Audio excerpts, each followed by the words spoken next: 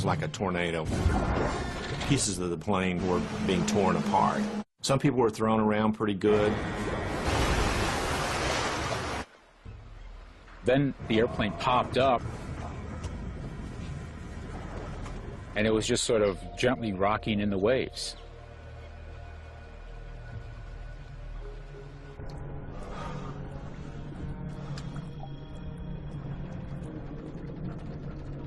We all just sat there. We were all in shock, and we were waiting for what's next.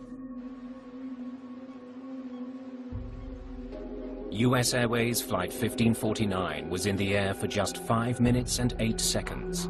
Having made a remarkable landing, the passengers and crew now face a new danger. The plane is leaking. The ice-cold water of the Hudson is pouring into the cabin.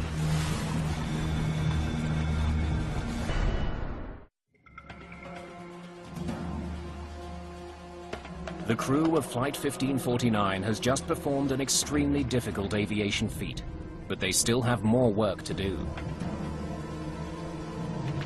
Captain Sullenberger heads for the cabin, while First Officer Skiles shuts down the plane. I stayed behind and did the evacuation checklist, and so it was probably about 45 seconds before I actually went back myself in the cabin after we landed.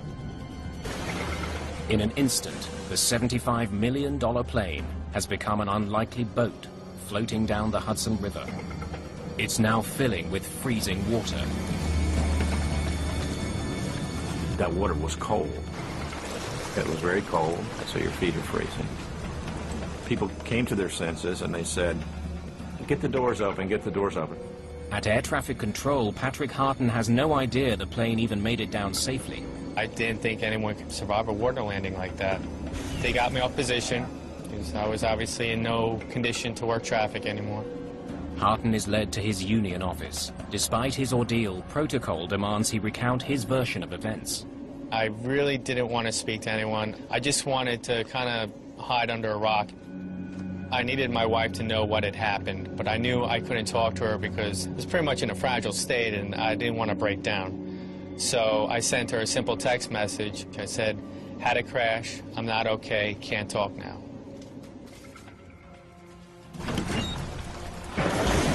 Passengers nearest the exits open the doors quickly, while Sullenberger and the cabin crew begin managing the evacuation.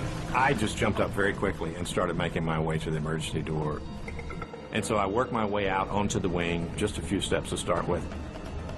I started noticing that people around me had their flotation devices.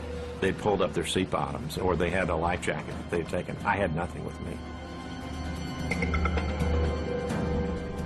Skiles heads back to help the crew in the cabin get passengers out of the sinking plane. He knows there's not much time, and one of the flight attendants has been injured. I went back to about mid-cabin, and Sully and I and two young men were getting seat cushions and life vests, which are underneath the seats, and we're passing them out.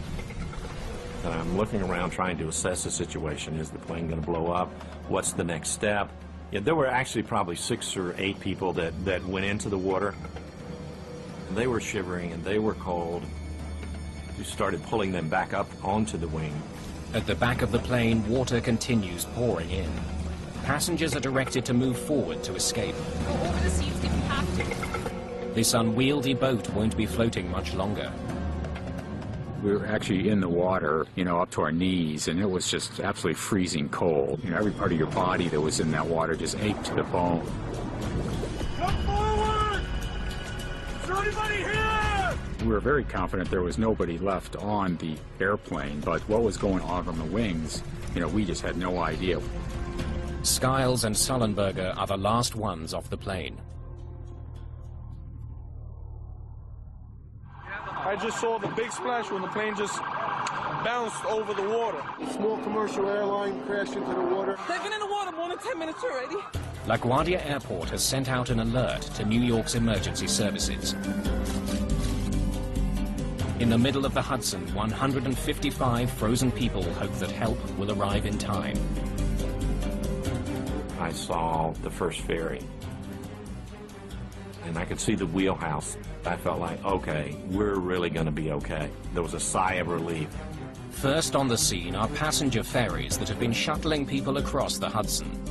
They are eventually joined by the Coast Guard and Fire Department. The atmosphere on the ferry was still one of concern because we didn't know whether all the passengers got off the plane at that point in time. I was sitting in the union office preparing to make my statement. Where do I start? And that's when one of my friends popped their head into the office and said, "Hey, Patty, it looks like everyone made it." And I was like, "Really?" That was incredible news. I mean, I was still traumatized by the event itself, but the fact that everyone made it was just, is like the weight of the world was lifted off my shoulders. The entire nation looks on as every single passenger and the entire crew of Flight 1549 is brought to safety.